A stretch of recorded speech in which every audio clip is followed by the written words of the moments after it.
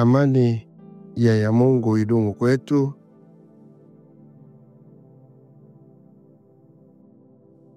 Ndiyo walimu mbalimbali leo pia tunaingia kwenye somo la kukujulisha mja, somo linalohusu mambo ya siri.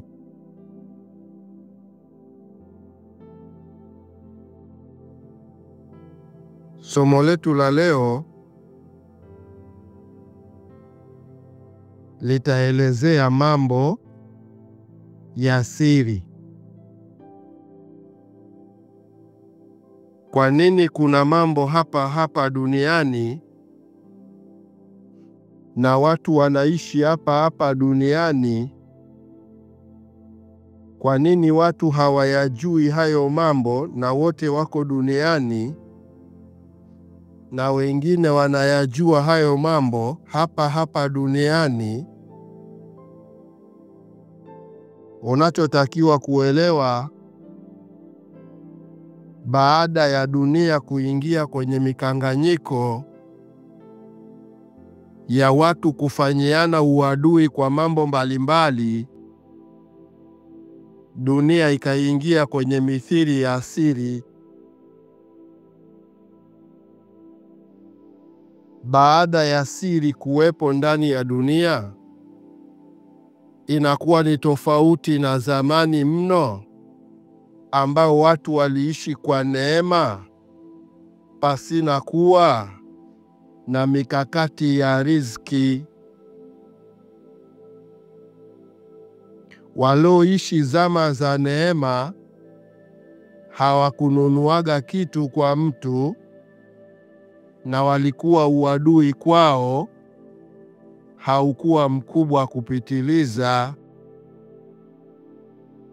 Sababu kubwa, walikuwa na maeneo makubwa ya mtu anaweza akatoka akaenda kuishi mazingira yoyote ambako hakuna watu kwa kipindi hicho, naye akaanza maskani yake hapo. Kwa hiyo zama za watu walikuwa wanaishi kwa neema ni tofauti na zama hizi ambazo watu wanaishi kwa riziki. Yote ni kuelewa kwamba neema ni zile chipuo ambazo zinatokea duniani kwa matumizi ya aina tofauti kwa kiumbe kutumia mambo hayo bila kuziwiliwa na yoyote.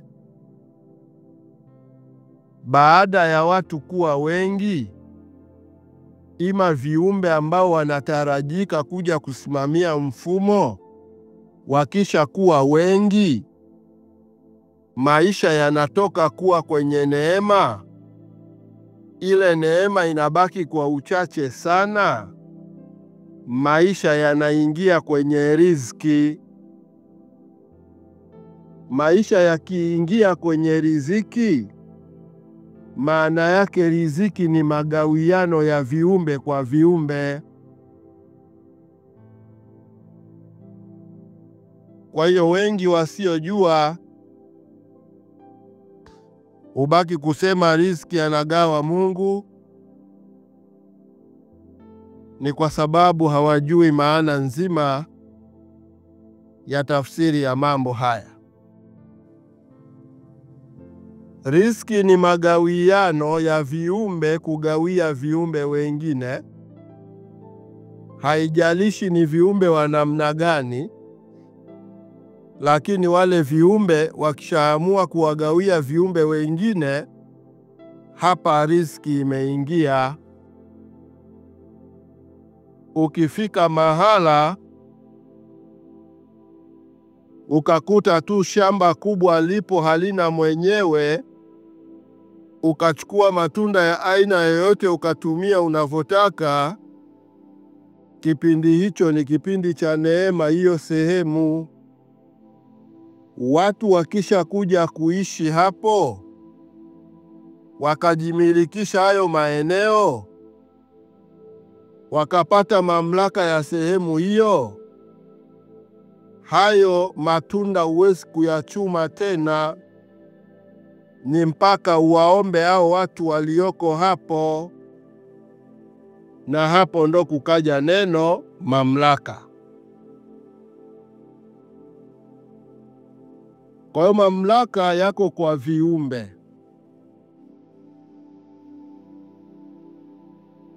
Mamlaka huwa yako kwa viumbe kwenye yale waliomiliki.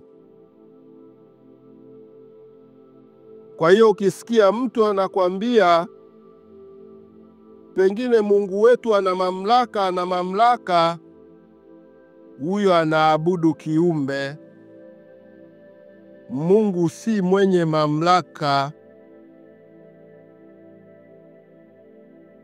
Mungu si mwenye mamlaka. Mungu ni mwenye vyote. Alafu ndani ya hivi vyote ndio wewe unakuja kupata vya kwako kwa kujinofolea machache humo. Hayo ndo unayaita ya kwako wewe, na hayo ndo yanakuwa neno mamlaka. Hili shamba langu, huyu mke wangu, hawa watoto wangu, hili gari langu, hayo ndo neno mamlaka. Na utakuta hivyo vyako, akija mwingine ana vya kwake, na vile vya kwake huna ruhusa navyo mpaka akupe.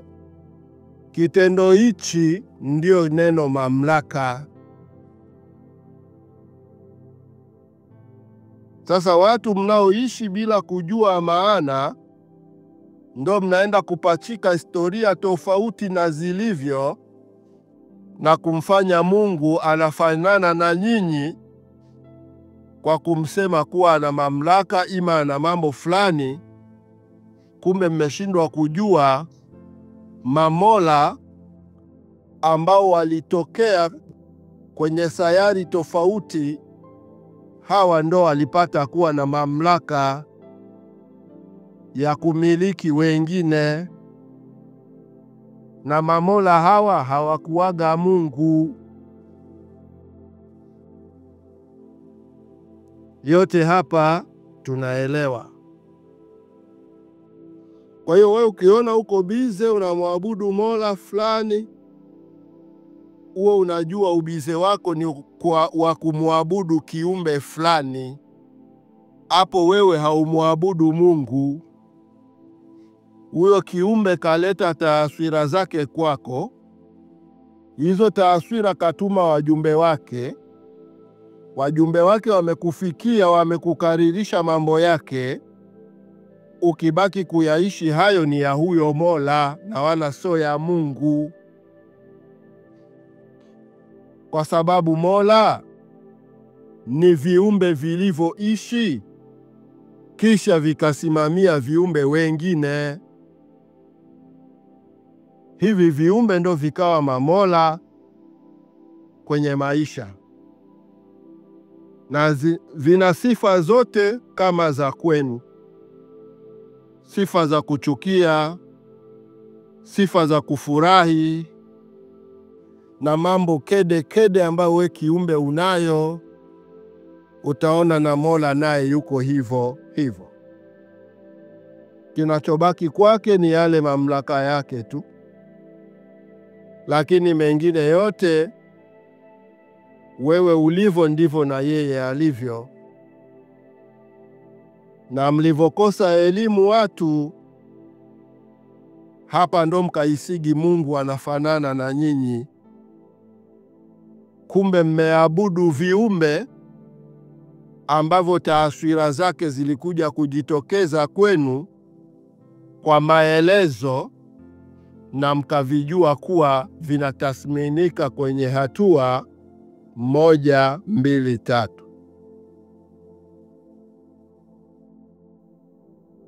Kwenye somo hili la siri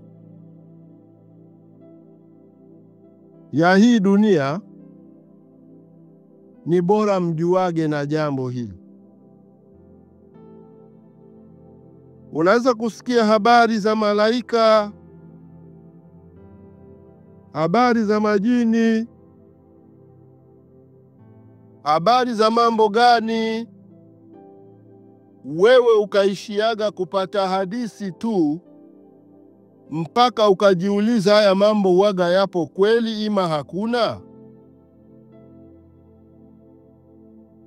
Kitakachokufanya wewe ujiulize hivyo ni kwa sababu wewe hujawahi kushiriki na vitu hivyo.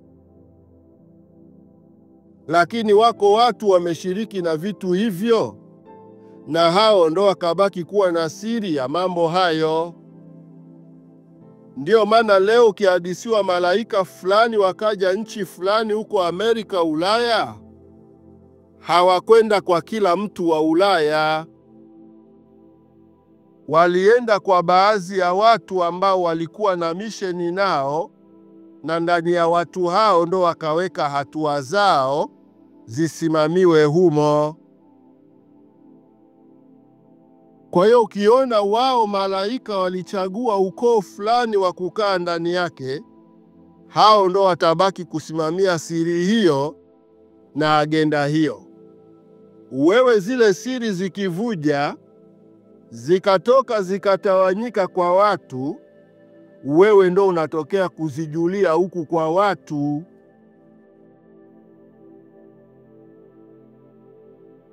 Maana jamii ya sasa inahitaji kuelimishwa sana.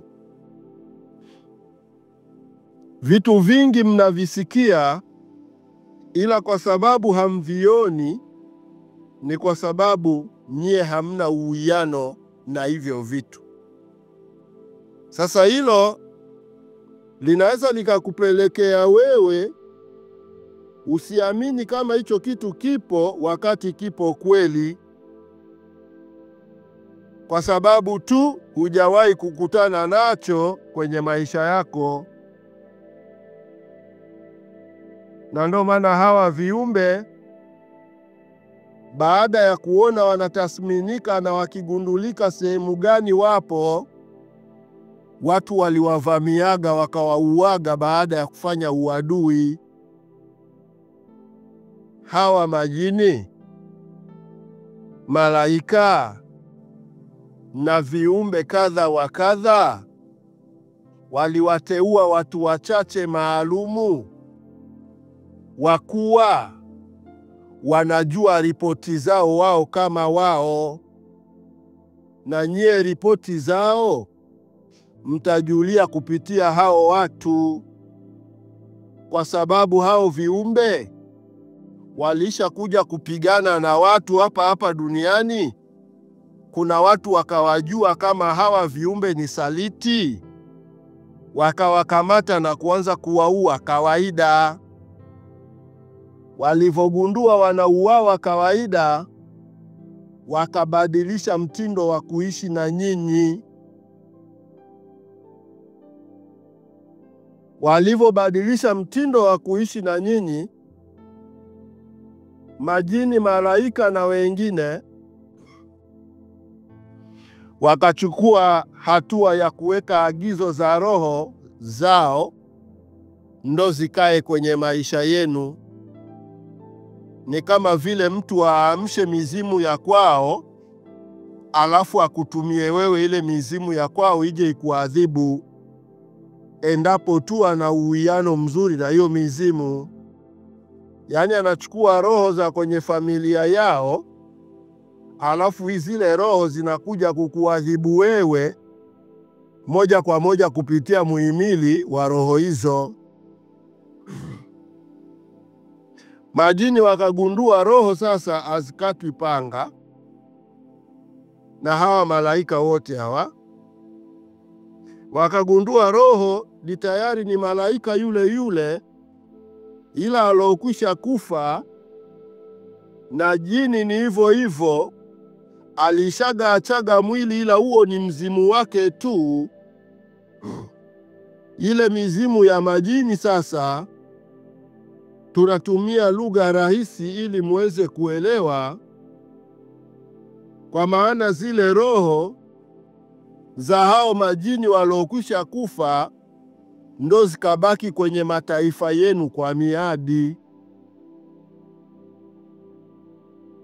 Roho hizi zilivyobaki kwenye mataifa yenu kwa miadi, hizi roho ndo zinabaki zinawateseni kwenye mambo mbalimbali, na hamna ujanja wa kuzishika wala kuzipiga panga, kwa sababu roho ni miale tu ya kawaida, huwezi kuikata panga. Walifanya hivyo baada ya wao kuingia kwenye changamoto ya kuuawa viumbe hawa. Sasa tangu walibakigi na huu mtindo wa roho zao ndo zishike nyumba zenu zote, mbaki mnahusudu mambo yao mkihisi ni mambo ya kimungu, alafu zile roho ndo zinakaa kuja kufanya yale matukio mbalimbali, hapa wakawa wameisha wawezeni tayari, mpaka muache misingi yao.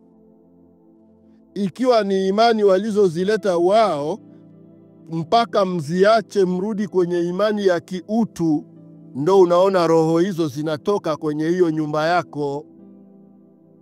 Nje na hivyo utabaki kumaliza waganga, utabaki kumaliza waombezi, utabaki kugaragara humu duniani na kusema mbona mimi ndo nimeonewa na Mwenyezi Mungu.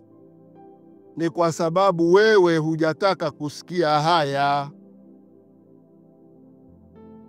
Wewe haujataka kusikia haya unayoambiwa, kwamba hawa viumbe baada ya kushtukiwa na watu walokuwa wanatoa siri zao, hawa viumbe waliamua kuchagua watu ambao ni watiifu kwao, wakajenga bezi ndogo hapo.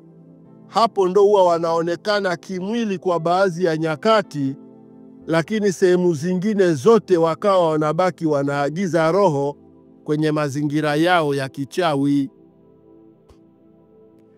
Kwa hiyo leo mkiona mmepandwa na jini leo, huo unajijua yule si jini kamili alio kimwili.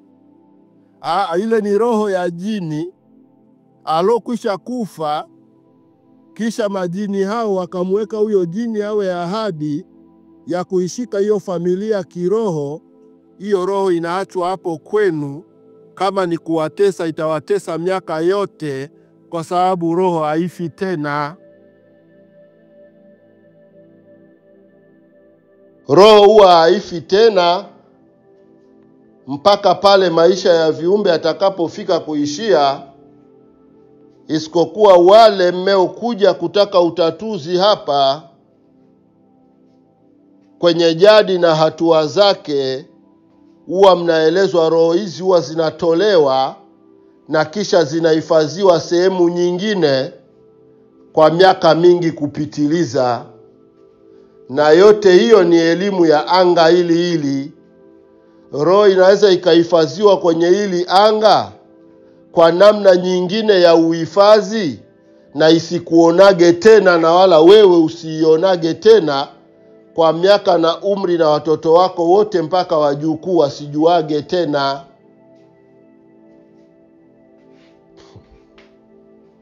Najua tumeojaliwa akili, tuko pamoja, tunaendana na historia hii. Kwa hiyo hapa siri ndo zikawepo duniani. Kwa hiyo unaweza ukasikia kuna mambo na kuhadisia hapa, ukasema mbona wazungu wengine haya mambo hawayajui? Mwami Lokoko yeye huyu anayahadisia ameyatoa wapi? Mbona kule Ulaya kwenyewe wale wazungu kama wazungu hawayajui haya mambo? Haya mambo ninayoyasema wachache sana kule Ulaya wanayajua, na hao ndo wenye siri. Na wale wengi mnaona wanakaa kutangatanga, Wale ni raia kama nyinyi tu msojuaga chochote. Kwa hiyo usifikiri jambo likihadisiwa la Ulaya, we ukahisi wazungu wote wanajua hilo jambo. Ukiona jambo limetokea China, we ukahisi Wachina wote wale wanalijua hilo jambo. Pengine umetazama sinema yako, umeona Mchina fulani anapigana ngumi kweli kweli. We kwa akili yako unaweza ukamkimbia kila Mchina kwa kuhisi Wachina wote wanafanana na yule uliomuona kwenye TV. Kumbe yule ndo amecheza ngumi kweli, yule ndo ana mazoezi hayo kikakika kweli, lakini hao Wachina wengine wote wanafanya shughuli zingine mwalimu, na hawajui yale pamoja yule mtu ni wa kwenye taifa lao. Sasa watu wanaokanganyika na neno siri wanashindwa kujua kumbe siri unaweza ukawa nayo hapa hapa na miaka yote, na mkaambiwa, wakabaki wanaijuaga watu wachache sana hapa, na mamilioni ya watu yapo hawajui chochote. Mfano huo mmekuja kuuona kwenye jadi hii. Jadi ni neno limetambulika, nitumie lugha ya Afrika. Jadi ni neno limetambulika Afrika Mashariki na Kati. Wakongwe wote wa zamani walikuwa wanajua hili neno jadi. Lakini waulize watoto wao wote, hii jadi ilikuwa na maana gani? Hili neno kwa nini lilikuwa na usudo ya miaka mingi? Jambo lolote likiwa lenye kukaa muda mrefu la kudumu anaitwa watani wa jadi. Watu wataalamu wakikaa muda mrefu wanafanya vitu vyao pale, wanasaidia watu, wanaitwa waganga wa jadi. Jadi yenyewe ni kitu gani? Naeleweka vizuri hapo? Jadi ndo ikawa kipengele kigumu mtu yoyote sasa kujua dadavuo yake. Mpaka mimi nizaliwe ambaye ni nukuu ya hilo, ndo nakuja kuwaambieni jadi ni jambo fulani, na ninakupa uhalisia wake na mnaanza kujifunza upya. Hilo liwafundisheni hapa hapa. Jadi mlikutwa mnaijua Afrika hapa hapa, lakini waite wa Afrika milioni 50 leo, waulize wangapi wanaijua, ndo utajua jambo likifanywa siri ni ngumu kulijua. Jambo lolote likifanywa siri mahala, wewe hautokujaga kulijuaga mpaka lisemwe. Lakini muulize Mtanzania yoyote, au hujui neno jadi, atakwambia nasikiaga waganga wa jadi, watani wa jadi. Ni watani wa. Naeleweka vizuri? Wamekutwa wao ni watani ila wa jadi, kwa maana watani wa muda mrefu. Umeshaelewa vizuri? Wao wakabaki na hilo kwamba hawa ni watani wa muda mrefu, hawa ni waganga wa muda mrefu. Kumbe hawa wamefata mihimili ya kale kutoka kwa mtu wa kwanza na mke wake. Kumbe mtu wa kwanza na mke wake ndio neno jadi. Sasa mkabaki na hilo neno, alafu maadili yake nyote hamyajui. Sio siri kubwa hiyo? Yaani umebaki na neno tu. Ni kama hao wanaojua jina la Mungu, wanabaki kujua jina tu, lakini ukiwauliza we nieleze Mungu ni nini, yeye kaenda kumchukua mtu fulani, yeye kampachika hilo jina kwamba fulani naye ni Mungu. Anaenda kumchukua Mola wake fulani alioletwa na majarida, anakuambia Mola fulani naye ni Mungu. Kwanza ameshindwa kujua kwamba yule Mola ana jina lake. Yule Mola, kabla ya yeye kumsingizia kumuita Mungu, yule Mola anakuwa na jina lake.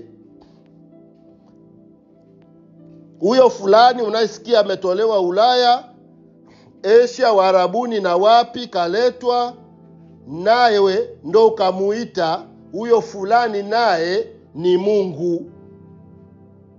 Kwa sababu wewe mwenyewe kwanza haumjui Mungu. Ndo sababu unachukua jina hilo unaenda kumpachika yoyote alioletwa kwako wewe umuabudu. Kumbe ukitokea kujua Mungu, viabudiwa vingine utaviacha kama vilivyo. Utatafuta sasa Mungu ilijulikana kwa watu wa aina gani. Na hapa ndo unarudi kwenye jadi. Na hapa ndo unakuja kujua kumbe Mungu ni tofauti na haya yanayohadisiwa yakaitwa Mungu. Unagundulia hapo kwamba yale yana majina yao, ila yakapendezeshwa na kupendekezeshwa na waja kwamba na yenyewe yapewe jina hilo ambalo sio la kwao. Ndio hapa mkapata lugha nyingi za uongo ambazo zilibaki kuathiri maisha yenu. Somo letu linatuambia habari ya siri. Siri anaweza akawa nayo mtu mmoja dunia nzima ya jambo fulani. Ili tulijue lile jambo ni mpaka huyo mtu aseme. Ima ule mtu afanye atuonyeshe. Ndo na sisi tunatokea kujua kumbe kuna jambo lile, nasi tunalichukua linakuwa saidizi kwenye maisha yetu. Asiposema hamuwezi kujua.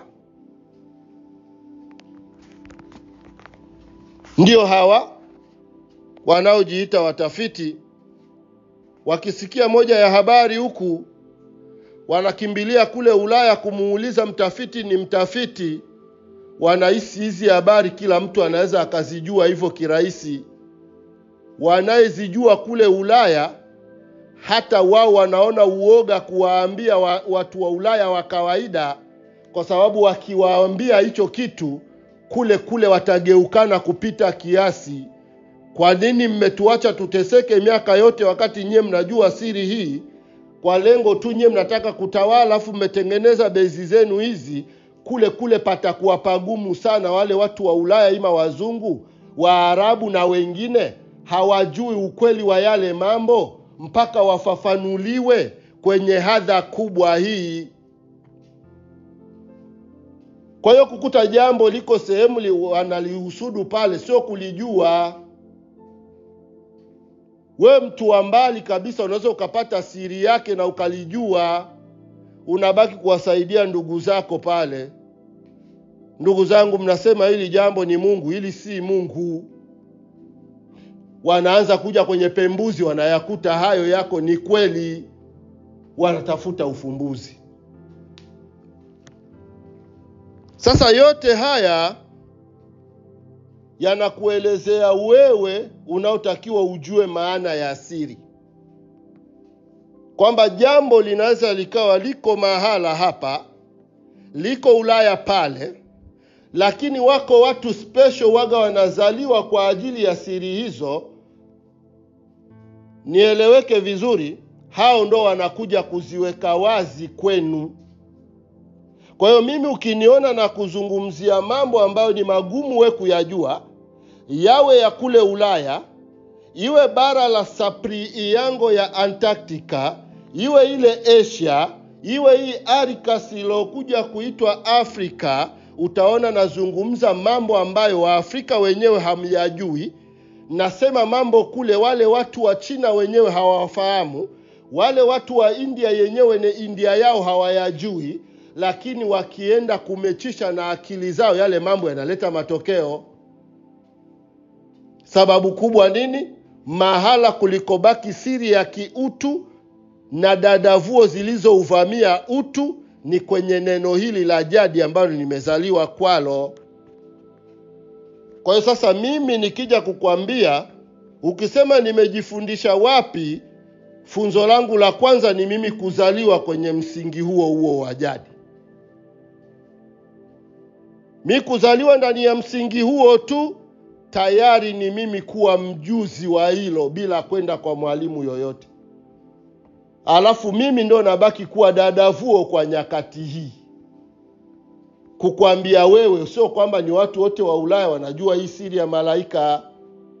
Wale wengine kula kubaki na hadithi kama wewe tu. Watu wa Ulaya wachache, wale wachawi kule, ndo walikuwa wanajua vile vitu, na sio watu wote wa Ulaya ni wachawi kama mnavyodhani. Wengine ni raia wa kawaida tu, walalamikaji kama ninyi. Kwa hiyo yote kaeni kwenye njia ya kuelewa. Ukisikia neno siri, usifikiri kila mtu anajua jambo hilo. Likitoka kama hivi linatoka, ndo mnatokea kujua wote bila kujali. Bila kujali we ni mtu wa bara la Arikasi, yule ni wa Asia, huyu ni wa Ulaya, huyu ni wa wapi, mnajulia wote kwa pamoja, kwa sababu nyote hamkuaga na siri hiyo. Kwa hiyo mimi ninayezaliwa special kwa siri husika, na kuja kuwaambieni huo ndo uhalisia na huo ndio ukweli. Niwashukuru ndugu wana hoja mbalimbali duniani. Somo letu la leo linalohusu siri limekaa liko hivyo, na huo ndio ufasaha wake wa mwanzo na mwisho. Asanteni.